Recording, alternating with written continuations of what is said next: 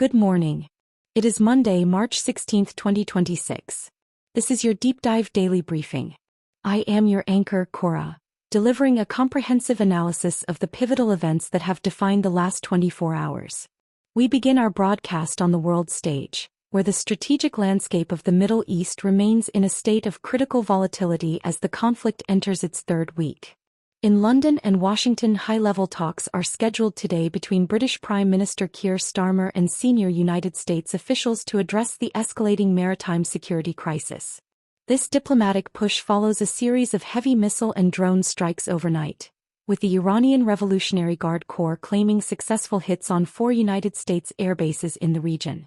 Simultaneously, Israel reports striking over 200 targets across Iran in response to continued barrages. While President Trump has publicly signaled that Tehran may be looking to negotiate, the Iranian government has officially denied these claims, warning instead of a wider regional war.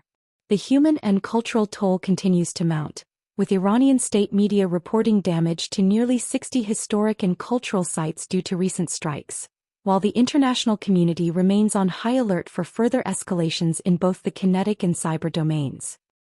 Transitioning from the front lines to the broader global economy, the narrative is being driven by the visceral impact of what analysts call the largest oil supply disruption in history. With the Strait of Hormuz effectively paralyzed, the International Energy Agency reports that global oil supply for March is expected to drop by 8 million barrels per day, the lowest level since early 2022. This supply shock has pushed Brent crude above the $120 per barrel mark in recent sessions, representing a 60% increase since the start of the year. Despite this massive inflationary pressure, the World Bank and International Monetary Fund maintain a subdued global growth projection of 2.6% for 2026, noting that the resilience of consumption in the United States and Europe is being offset by a structural slowdown in China. Central banks are now entering a critical week, with the Federal Reserve, the Bank of Japan, and the Bank of England all set to meet. Policymakers face a grueling dilemma as they weigh the need to combat energy-driven inflation against the risk of stifling a fragile recovery in a less favorable global trade environment. In the realm of finance, all eyes are on the transition from training to inference as the primary driver of semiconductor demand. On Wall Street, Nvidia shares have seen a period of cooling as investors weigh the company's spectacular 73% year-over-year revenue growth against fears of excessive infrastructure spending by tech hyperscalers. However, the sentiment remains focused on the long term, as major institutions like Bank of America reiterate their buy ratings with price targets near $300.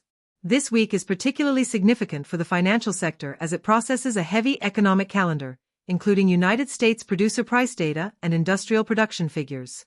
Investors are increasingly concerned that the dual pressures of sticky inflation and high interest rates, currently steady at 3.50% to 3.75% in the United States, will continue to dampen market sentiment unless the upcoming corporate earnings season can demonstrate that the massive investments in artificial intelligence are beginning to yield tangible productivity gains.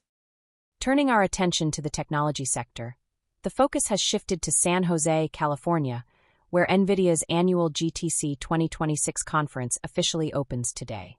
CEO Jensen Huang is scheduled to deliver a keynote address at 2 p.m. Eastern Time, where he is expected to outline the company's 5-layer AI strategy encompassing energy, chips, infrastructure, models, and applications. A primary highlight of the event is the anticipated update on the Blackwell GPU architecture, which has already seen a cumulative $500 billion in sales. Beyond the hardware, the conference will feature marquee sessions from leaders at OpenAI, Google DeepMind, and Microsoft, signaling a move toward the deployment of agentic AI. Simultaneously, the global demand for advanced hardware remains insatiable, as reports indicate that ByteDance is building a $2.5 billion AI infrastructure in Malaysia using 36,000 NVIDIA B200 chips. This move reflects a broader trend of Chinese technology firms seeking to build high-end data centers outside their borders to navigate increasingly stringent export controls. Finally, we look at the logistics and supply chain networks that serve as the vital arteries of global commerce, which are currently facing their most severe stress test in years. The simultaneous closure of the Strait of Hormuz and the renewed threats in the Red Sea have forced every major ocean carrier, including Maersk, MSC, and CMA CGM, to officially suspend transits through these corridors.